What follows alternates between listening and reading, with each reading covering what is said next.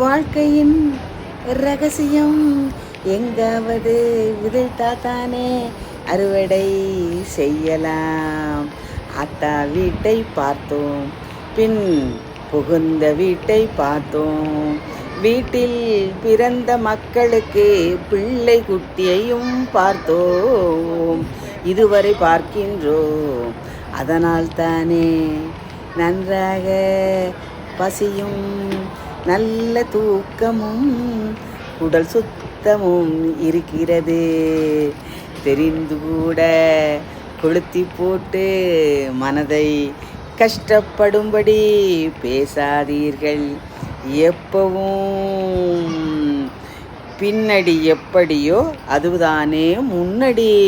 முதுகில் அடி விழுந்தால் தாங்க முடியாது. இப்போது நன்றாக இருக்கலாம், நினைத்து பாருங்கள்.